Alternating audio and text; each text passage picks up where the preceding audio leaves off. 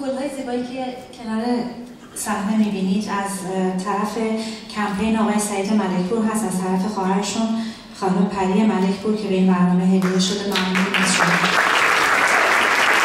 و همچنین شهروند هدیه‌ای داره برای شما، کتابی که میتونید وقتی که بیرون میرید بگیرید و بردارید و ببرید با خودتون، هدیه شهرونده براتون. سبزی جنگل‌های گیلان و آبی دریای خزر در صدای شیلا نهرور جاریه و تورنتو خوشبخته که در این سالها میزبان این صدای زیبا بوده. آلبوم جاودانه‌های گیلان به راستی در قلب ما جاودان است. دوستان، شیلا نهرور.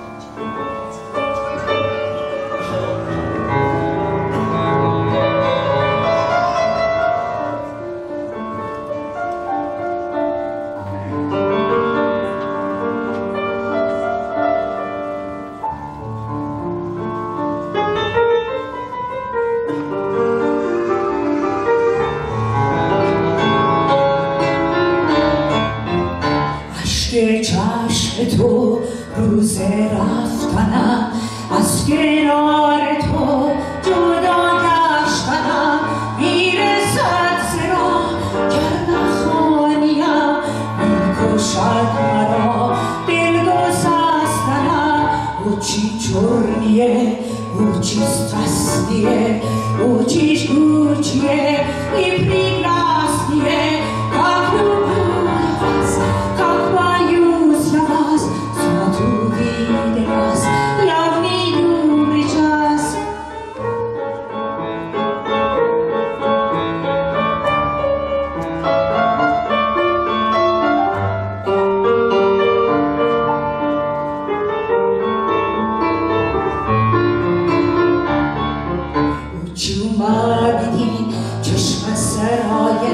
زلال عشق شیرین ادایه، آخه چی بسی چه من جدایه، چه دورا بود همی سزایه، من چی بود گفتم گل دعایه، ترخستیمه از می خدایه، چی بود گفتم چی بشنوستی مرنیدینی بیشی گیرایه. او چی چرنیه، او چی استرسنیه، او چیش گوچیه، ای پریگراستیه، как люблю я вас, как боюсь я вас, смотрю, видя вас, я в ней люблю час.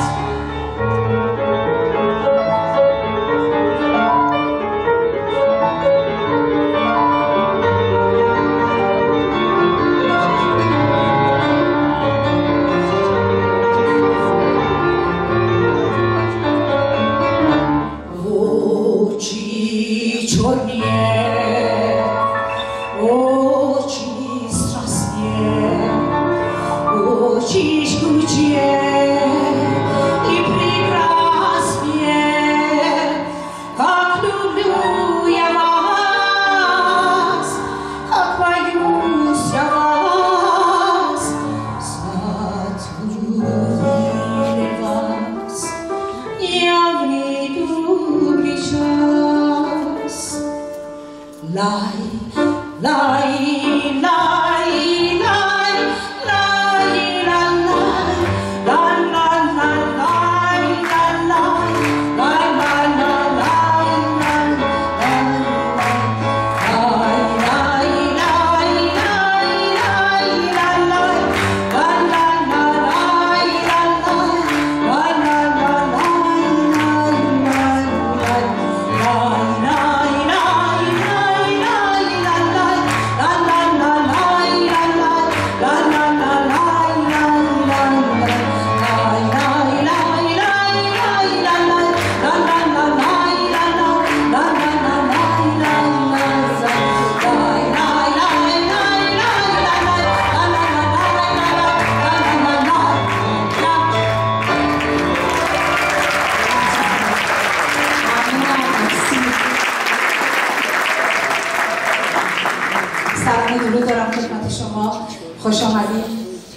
شب ویژه است.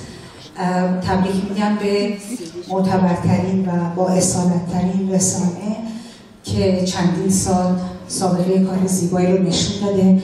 سلام و درود دارم خدمت همه شما و جناب زرهی و خانم عنواسی و به راستی truly a reader امیر رهبر.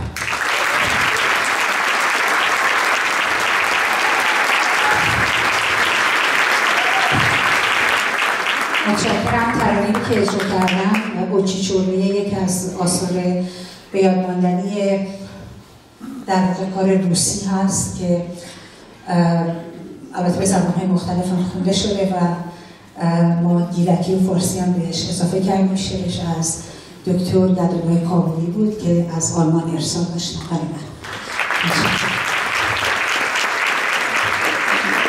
ترانه بعدی که خدمتتون اجرا می‌کنم جمعه بازار هست که از کارهای ارزنده زندیات استاد آشورپور هست و از کارهای به یاد ماندنی ایشان هست و جناب امیر رهبر با ارنجمنت زیبایی که کردن این کار رو در جاودانه‌های گیلان جاودانه کردن. متشکرم.